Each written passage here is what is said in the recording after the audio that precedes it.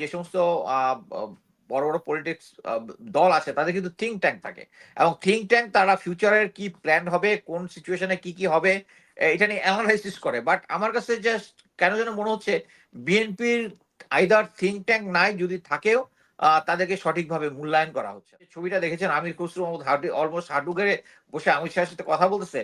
এই ছবিটা তো নিশ্চয়ই বিএনপির কোনো লোকজন ছবি তুলে পাঠায় না, এটা ইন্ডিয়া পাঠাইছে আমাদের সবার সামনে দেখার জন্য, যে দেখো যে BNP is begging to me for going to the পাওয়ার। ধন্যবাদ।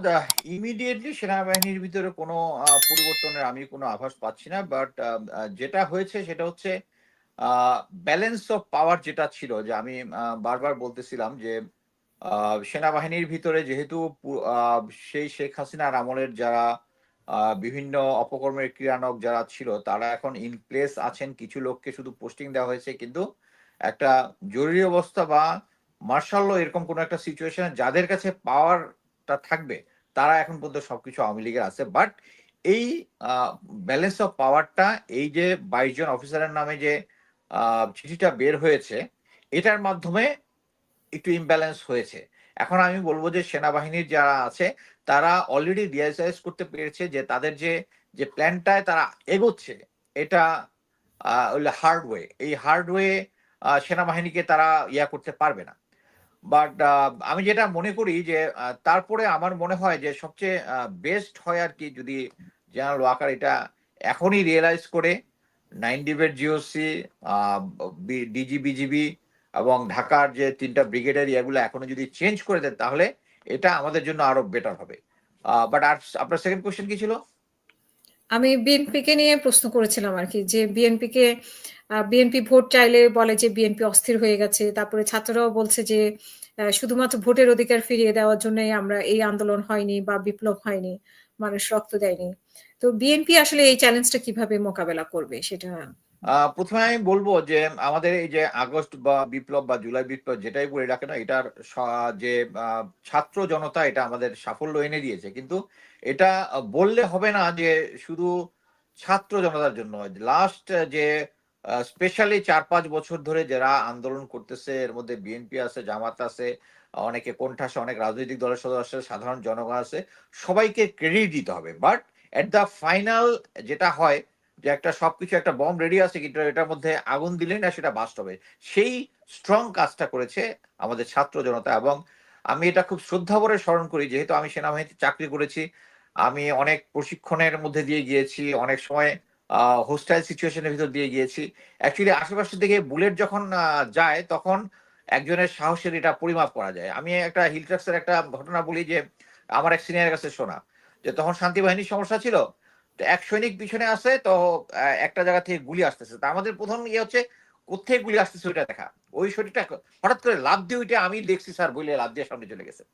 এই যে সাহসটা, ওই ছেলেটার যে সাহসটা ওখানে দেখাইছে, যে সেম জিনিস এই ছাত্র জনতা যে মানে বুলেটের সামনে আসতেছে। আমরা আবু সাইদের ঘটনাটা দেখেছি, একটা গুলি করার পরে তারপর সে বুক চাটিয়ে দিছে। এই যে এই জিনিসটা যেই যত সাপোর্ট দেখ এই ছাত্র জনতার চেয়ে, এবং একটা পুলিশ অফিসারের যে কথাবার্তা শুনেছি যে একটা মারি একটা মরে, এটা আমার মানে মনে হয় যে এই জিনিসটা আমাদের একটা এই ভিডিওটা বাধাই করে রাখা উচিত, তাদের এই সাহসিকতাটা। সো তাদেরকে এই সাহসের আমাদের ক্রেডিটটা দিতে হবে। কিন্তু আমার কথা হচ্ছে, আমি মনে করি ব্যক্তিগতভাবে যে দেশটা আমাদের মা, আমরা সবাই মনে করি যে এটা আমার মাতৃভূমি। সো আমার যদি আমার মায়ের উপর যদি কেউ আঘাত হানে, আমি তো আহ, তাকে সেভ করতে যাবো, এটার জন্য কিন্তু I not ask for ways. আমার মায়ের কাছে বলবো না যে আমি তোকে বাঁচাইছি। সো এটা আমাদের একটা নাগরিক দায়িত্ব আমাদের দেশকে করা। বাট আমি অ্যাকচুয়ালি খুব স্যাড হই যে এই সময়ে কে কার কত ক্রেডিট কত কিছু এটা নিয়ে আলোচনা করতেছে। আমার কাছে এটা মনে হইতেছে ন্যাস্টি কনভারসেশন, যে আমরা আমার দেশের ভোটের অধিকার তো জনগণের একটা অনেক দিনের চাওয়া, তো সেই জন্য বিপ্লব হয়নি সেটা।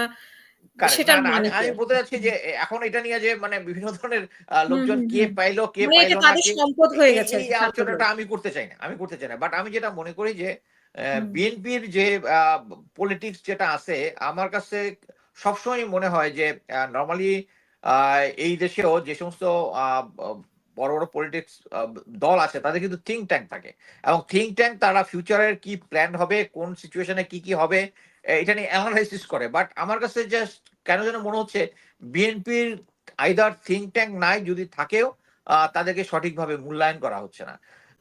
আমি এই যে মানে এই যে আমি আমি আমার আজকে একটা লাইভ করেছি যে তাদের ২ টা পার্টি, এক পার্টিকে নাকি চায়নাতে পাঠিয়েছে আর সিনিয়র পার্টিকে ইন্ডিয়াতে পাঠিয়েছে। এবং আমরা যে ছবিটা দেখেছেন আমির খসরু মাহমুদ অলমোস্ট হাঁটু গেড়ে বসে অমিত শাহের সাথে কথা বলতেছে।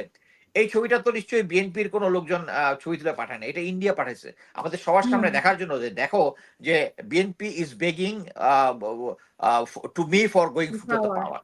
এবং এই যে এটা একটা রং ট্যাকটিক্স বিএনপি, এই জিনিসটা যদি বিএনপি না অনুধাবন করতে পারে, একটা বুঝতে হবে যে আমরা যদি মালদ্বীপের দিকে তাকাই, ওই নির্বাচনে মৌর্য আসছে এন্টি ইন্ডিয়ান সেন্টিমেন্টে। কি জন্য? কাদের জনগণ এটা। এবং আমরা কিছুদিন আগে ডক্টর পিনাকিদা যেটা ভারত প্রোডাক্ট বয়কট দিয়েছিল, এটা কত বড় একটা সাকসেসফুল হয়েছে এবং এটার পরেই এই আন্দোলনে কিন্তু এটা পালে হাওয়া দিয়েছে।